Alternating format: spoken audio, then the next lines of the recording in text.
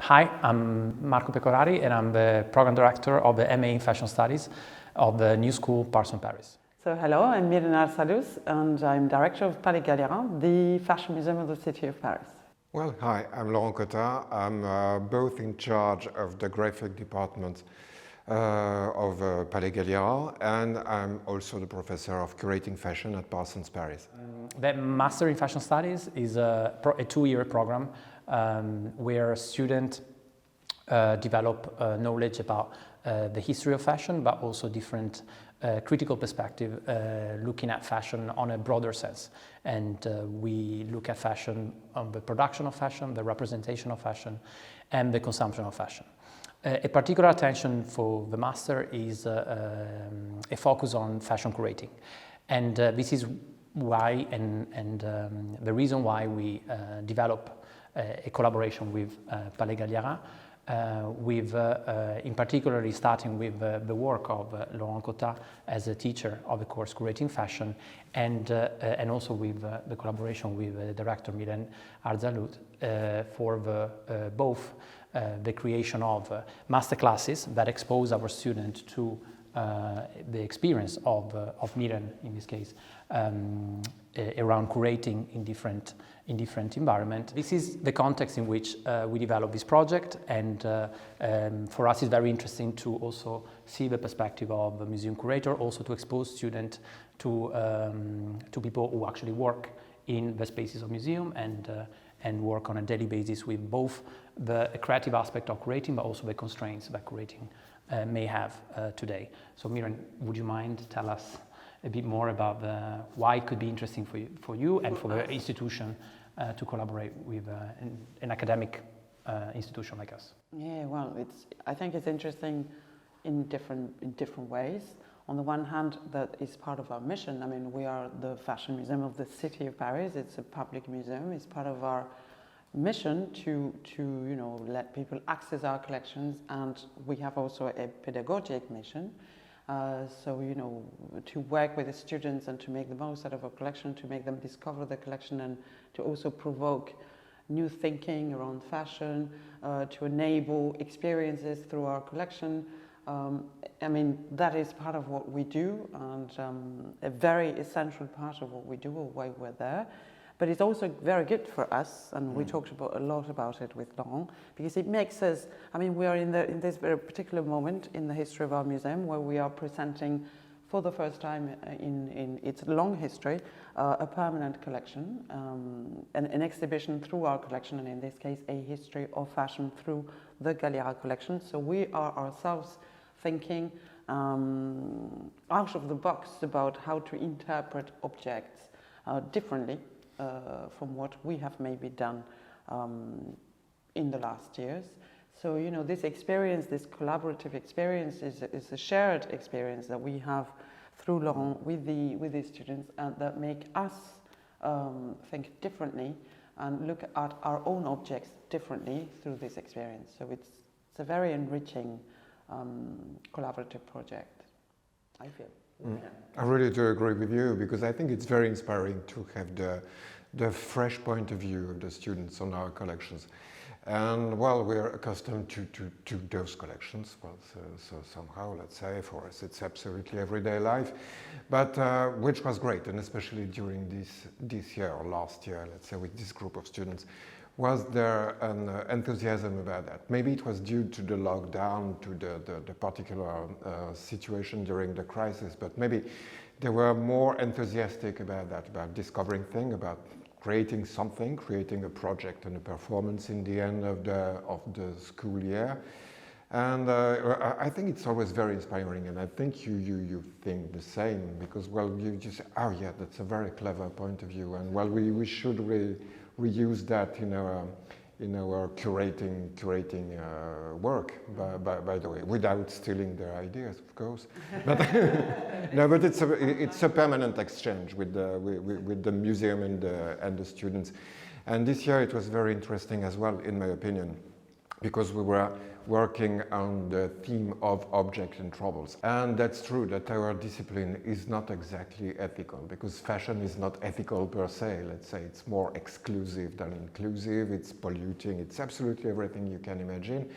And trying to reform fashion to something more positive and more progressive is a little like, I don't know, turning a tiger into a herbivore, but we can try, we can try. It's always possible to strive maybe to do something like that, but our idea this year and our aim was to study objects with all the issues there which are inherent to the objects, to their creation, to the previous owners, to the previous creator, in all honesty, and presenting things with a distance, with a critical mind, which is very important to me, maybe too important to me sometimes, but being always honest and giving information and giving the audience the freedom of thinking by themselves and not preaching, never.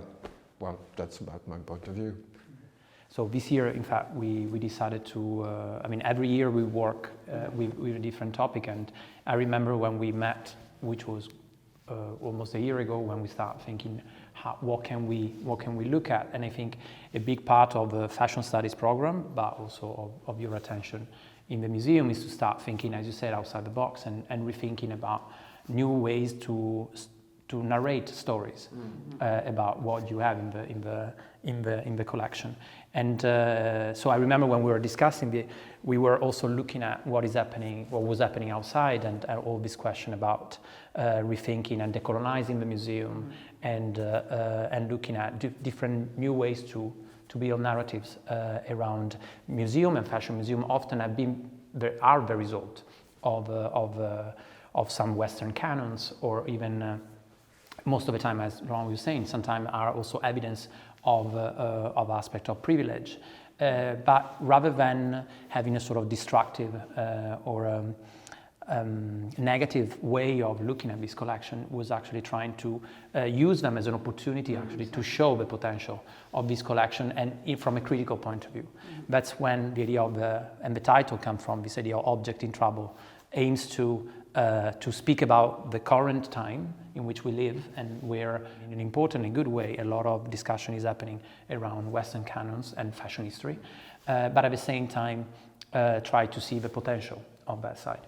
And I again, when we were discussing, I remember we start thinking what object, and Laurent, you kind of put together also a list of objects. Maybe you could say, what were you thinking when you were? We selected with the students. Well, in fact, they had a choice. They had a choice in the beginning between, I think, something like a tenth of objects, and finally they chose, and I was very glad of their choice, I must admit, one empire dress made in cotton, well, which is very, very problematic according to the history of cotton, which is but just about colonialism, slavery, and absolutely everything, and restriction in terms of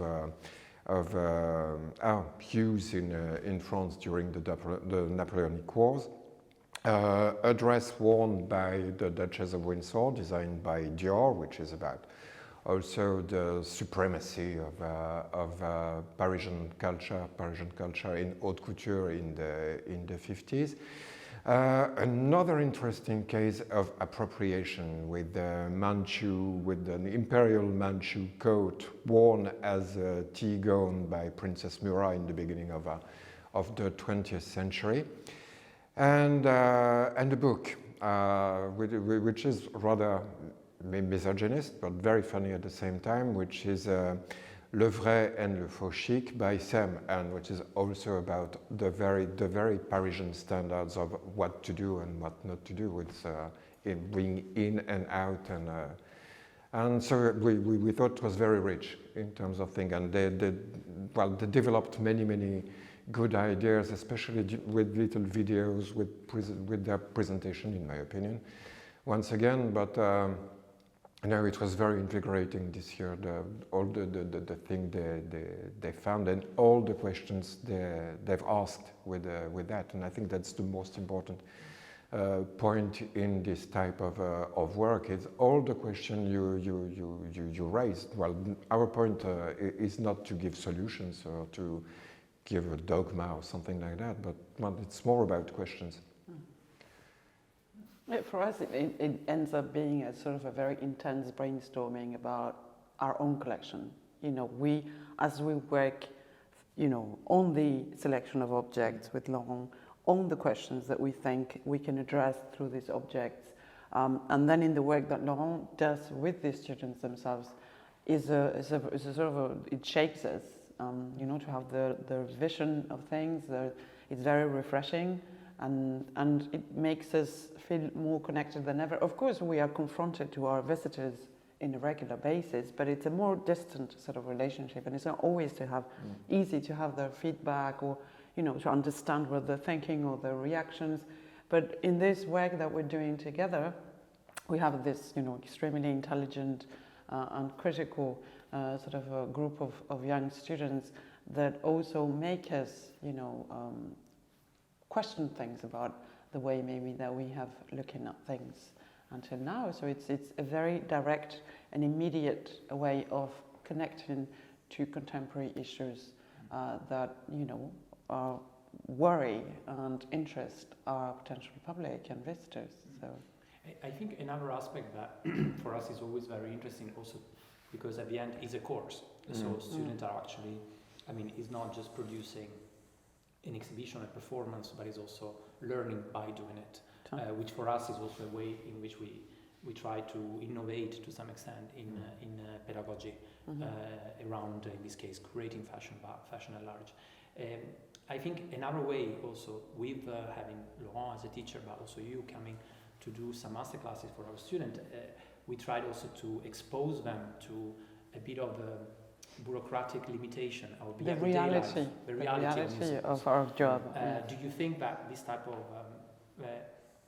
what do you think about this aspect, and could these opportunities also a way to escape your everyday life, but at the same time also rethink the role of these everyday activities that you do in the museum as a way to construct meaning about fashion history? No, I think it's, on the one hand, there's a very sort of immediate, practical sort of reason why we should do this is for them to really understand what we do in museums, because there's always this risk, especially when you do fashion, because everything that fashion is touched by fashion seems to be cooler and sort of more dreamy and more beautiful. But we are finally, and after all, a museum that manages a collection that makes the same questions and has the same mission as a lot of other public museums in the world. So it is interesting that they are confronted to the reality of what it is our work and how difficult it is sometimes and how limited we are sometimes in the work we do and the decisions we take by all sorts of considerations from budget to other types of political considerations that we have to take into account, being a public museum and a municipal museum as we are, for example. So it's good that they are sort of, they have this very down-to-earth experience of what we do in museums from, they also, because with you, they go through also the process of... Yeah, even inventory, which is not necessarily my passion, as you know, but which is very interesting, because there's a sort of symbolical part in inventory, and especially with our inventory books. And after a while, when you focus on that and you have to study and to teach about that, you realize that there's something rather interesting in those books, in their particular position in the museum, because they are the first thing to be saved in case of fire or anything. And they are finally our tables of the law in the museum. After a while, I realized, finally, it's something much more important and much more interesting that what I realize in everyday life, writing. So maybe you reconcile yourself with this part of your job. Yeah. That's a conversion. It's therapy. It's therapy. Yeah. But I think also you at the beginning you were speaking about this collaborative aspect, and it's something that I want also to stress out. These projects are always collaborative between Laurent, of course, that is the teacher of the class, but then there is also Justin Morin, who is another professor at the school, who collaborates especially for these ways of translating ideas, because for us it's also very important again to to make aware our student of the bureaucratic element about the everyday life, work in a museum, also to learn how to be critical, because sometimes, I think often in public media, we see criticism towards the planning or what museums are presenting without actually knowing and filtering that critique with the everyday life that you curators have to deal with. So for us also this aspect of asking our students to transform their ideas into an exhibition, or like in this case a performance, it's important, but it's also is the result of a collaborative work. Another important element, of course, is the participation also of Antoine Boucher and the work that he does with Nicolas Montagne at Dictat, that they're always very generous also with our students to participate both to a feedback that we give with Laurent, but also to implement and show students new ways to present.